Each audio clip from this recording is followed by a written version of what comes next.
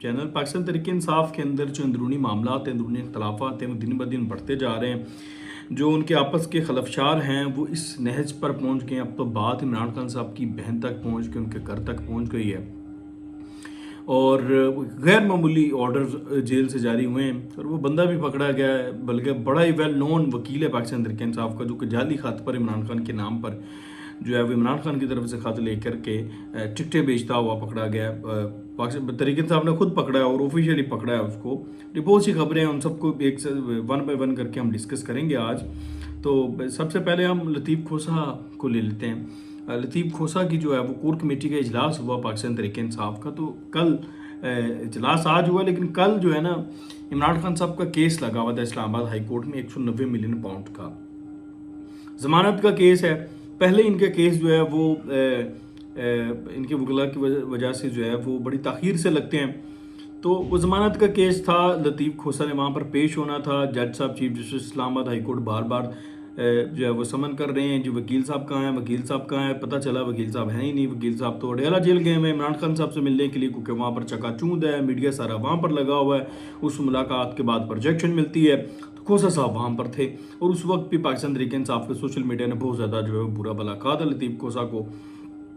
लतीफ़ खोसा पर बहुत ज़्यादा तनकीद की थी और ये कहा था कि ये आपस अपनी जो है वो प्रोजेक्शंस पे लगे हुए हैं, इनको बस टिकटों से गर्ज था, असेंबली में आने तक गर्ज था, इमरान खान की रिहाई से किसी को गर्ज नहीं था।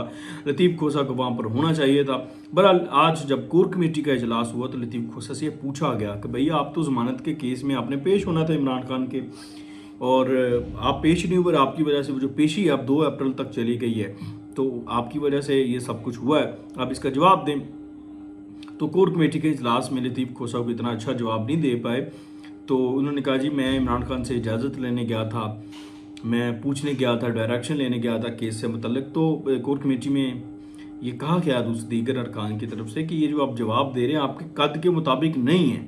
आप इस्लामाबाद हाई कोर्ट में दरख्वास्त भी दायर करके जा सकते थे कि मुझे हाज़िरी जो आज एक जो है वो मैं हाज़िर नहीं हो सकता, तो मुझे जो है वो हाज़िरी से इस्तिस्ना दिया जाए, लेकिन आपने नहीं ये दरख्वास्त दायर की और उससे जज साहब नाराज़ हुए। इमरान खान साहब का केस ख़राब होगा। जब जज नाराज़ हुआ तो उनको ये कहा गया कि आपके कद के मुताबिक ये जवाब नहीं। अब उनका जो कद है वो जो एक जिसामत की बात मैं नहीं कर रहा, उनको ये कहा गया कि आपका जो सियासी कद है उसके मुताबिक ये जवाब नहीं, आपका जो एक बतौर कानूनदान जो एक कद है आपका, ये उसके मुताबिक जवाब नहीं, ये उनको जवाब दिया गया।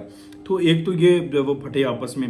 अच्छा, इससे ज़्यादा इंटरेस्टिंग जो सूरत हाल हुई ना वो ये हुई कि आपको याद है मैंने जो दोपहर का वीलॉग था उसमें एक बात आपको बताई थी, मामला उठाया था कि अफजल डांडला जो लिया से जिनको टिकट दिया गया, जिसके ऊपर पाकिस्तान तहरीक इंसाफ में बहुत ज़्यादा में गुस्सा पाया गया।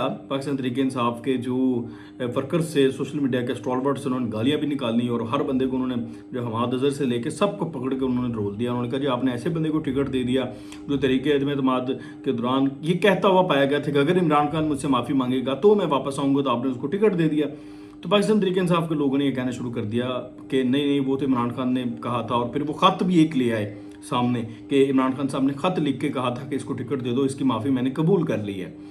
तो आज कोर कमेटी के इजलास में जब ये मामला रखा गया तो वहाँ पर यह पता चला कि इमरान खान ने अफजल डांडला को टिकट जारी करने का नहीं कहा था। जब इस हवाले से कोर कमेटी के जो अरकान हैं उन्होंने बैरिस्टर घोर जो कि चेयरमैन पाकिस्तान तहरीक इंसाफ की इस वक्त, उनसे पूछा तो वो कोर कमेटी को मुतमिन ना कर सके और आएँ बाएँ शाएँ करते रहे, और जिसके बाद टिकट वापस लेने का फैसला हुआ। और मिशाल यूसुफजई जो कि इमरान खान साहब की अहलिया की तर्जमान है, बुशरा बीवी की तर्जमान, उसने भी कहा, उसकी भी मुलाकात हुई इमरान खान से, तो उसने भी कहा कि इमरान खान ने अफजल डांडला को टिकट देने का नहीं कहा था।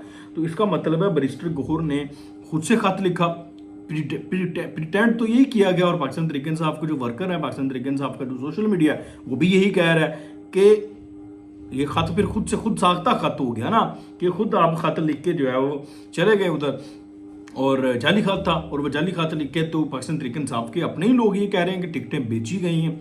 तो इसका मतलब है कि आपने खत लिखा और टिकट बेची। बहरहाल वट एवर जो भी एक तासुर है, जो बातें की जा रही हैं तो सारी होनी है, लेकिन देखने वाली बात यह है कि इमरान खान की रिहाई क्या किसी को फिक्र नहीं है, सबको टिकटों का मसला है, टिकट इसको दे दिया तो उसको क्यों नहीं दिया। اور اس کو دیا تو مجھے کیوں نہیں دیا. اور یہ سارا ماجرا آپ دیکھیں نا, عمران خان کو سارے نوچ رہے ہیں. اب جس طرح سے عمران خان کرتا ہے, استعمال کرتا رہا سب کو ساری زندگی, تو اسی طرح سے عمران خان کو بھی جو ہے نا وہ چورانو مور پہ گئے نے. تو بہرحال یہ ایک سلسلہ ہوا. اس کے علاوہ آج عمران خان صاحب نے پہلے سٹوری سب سے پہلے اس چینل پر سوشل میڈیا ٹاک شو پر ہی ہم آپ کو دے چکے ہیں.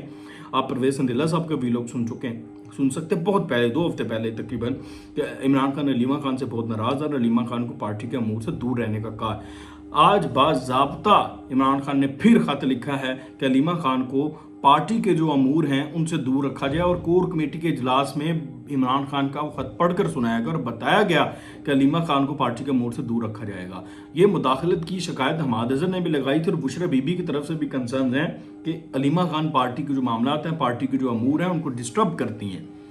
اور مبینہ طور پر یہ بھی الزامات تھے, کچھ ٹکٹوں کی خرد برد اور آگے پیچھے کرنے کا بھی معاملہ تھا, ٹکٹوں کے اوپر کچھ شاید پیسوں کا بھی. بہرحال اس طرح کی کافی چیزیں تھیں.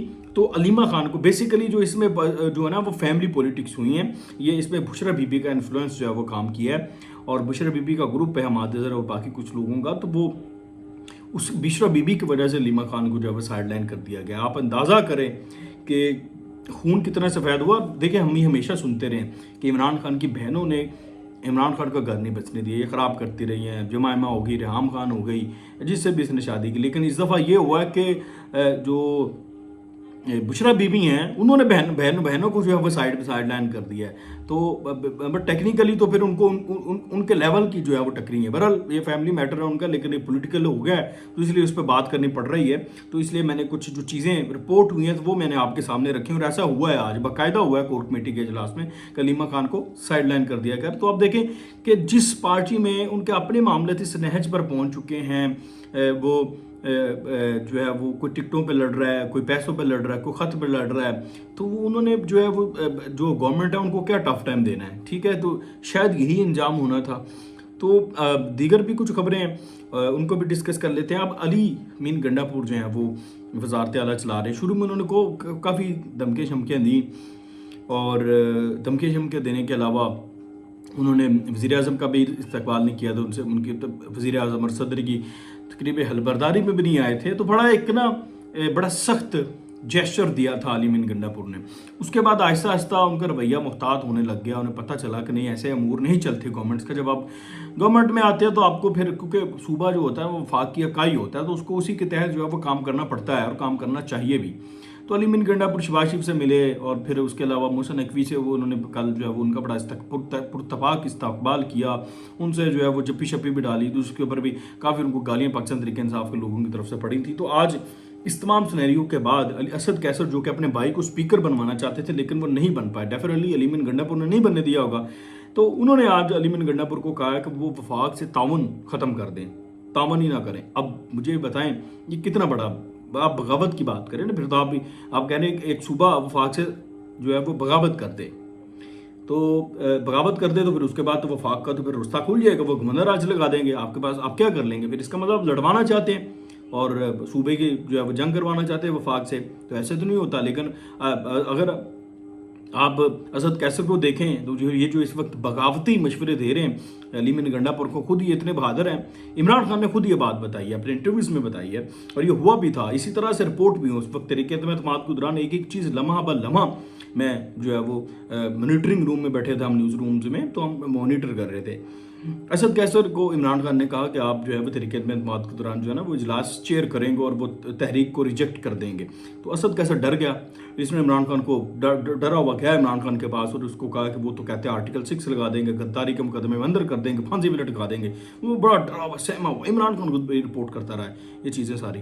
تو پھر اس کے بعد جو ہے وہ بزدلی کا یہ عالم تھا اسد کیسر کا. تو پھر اس کے بعد قاسم سوری کو وہ جو ہے وہ عمران خان نے کہا, تو قاسم سوری نے وہ جو اجلاس تھا تحریک اعتماد والا وہ چیئر کیا قاسم سوری نے, اور پھر اس نے وہ تحریک جو ہے ریجیکٹ کی.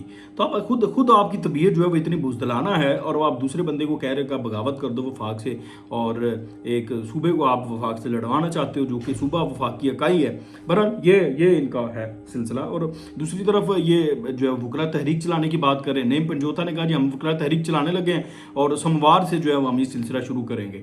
تو اس سے متعلق جب ان کے سینیٹر حامد خان صاحب جو ابھی منتخب ہوئے ہیں اور بڑے سینئر لوگ आदमी है पाकिस्तान तहरीक इंसाफ के, अहमद खान साहब वकील हैं और इमरान खान साहब के बड़े करीबी हैं और बड़े पुराने दोस्त भी हैं। तो अहमद खान से पूछा गया कि नईम पंजोता कह रहे हैं हम वकला तहरीक शुरू कर रहे हैं। अब अहमद खान के बगैर तो वकला तहरीक नहीं चल सकती ना। अहमद खान तो सरकर्दा रहनुमा है वकला की तहरीकों के, वो जो है वो मतलब उनका नाम है और उसी बात है, उनके शागिर्द हैं वकला, तो उनकी फर्टैलिटी है ये अहमद खान साहब की। तो उनसे पूछा गया कि नईम पंजोता साहब कह रहे हैं वकला की तहरीक शुरू करने लगे। तो अहमद खान साहब ने कहा जी नईम पंजोता कौन है, मैं तो उसको जानते नहीं हूँ। अब ये अंदाजा कर लें, नईम पंजोता कोर कमेटी के इजलास में बैठा हुआ था और वहाँ से उसने कहा जी हम वकला की तहरीक शुरू करने लगे। अहमद खान साहब कह रहे हैं मैं जानता नहीं। तो वो ये आपकी पढ़िए आपके वकला की तहरीक, ये शुरू होने से पहले ही खत्म हो गई। ये शुरू होने से पहले ही अंजाम जो है वो उसका जो इख्तलाफात की नज़र हो गया।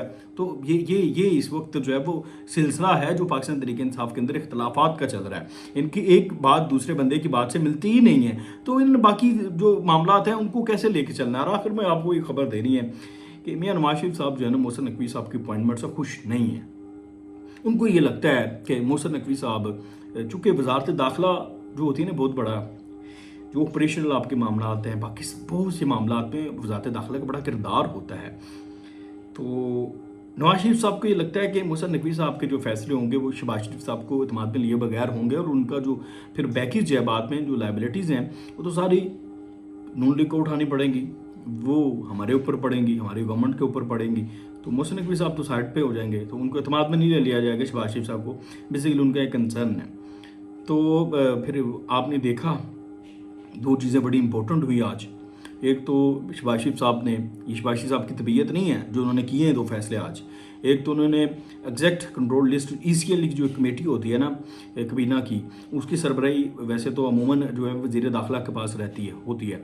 वो सरबराही वहाँ से उन्होंने वज़ीर दाखिला को यानी कि मोहसिन नकवी को निकाला और ख़ुद को डाला और अपनी उसकी जो चेयरमैनशिप है वो खुद अपने नाम कर वो खुद संभाल ली।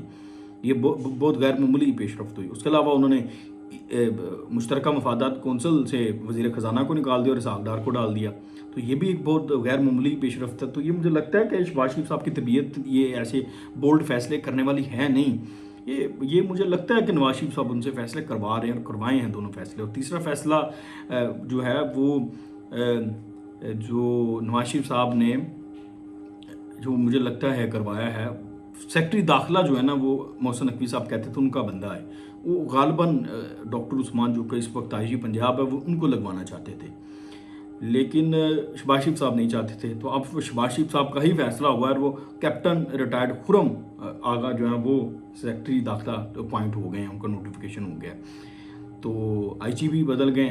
तो IG इस्लामाबाद की बात करो, IG इस्लामाबाद की भी तब्दीली होगी। तो मुझे ये लगता है कि जो फैसले हैं वो इसमें कहीं ना कहीं नवाज शरीफ साहब का इन्फ्लुएंस है और ये रहेगा। अब यही इन्फ्लुएंस आगे जाके गवर्नमेंट को कहीं तंग भी कर सकता है, कोई मुश्किलात पैदा भी कर सकता है। कहीं पर अगर कोई डेडलॉक आ गया तो फिर देखेंगे फिर क्या होगा।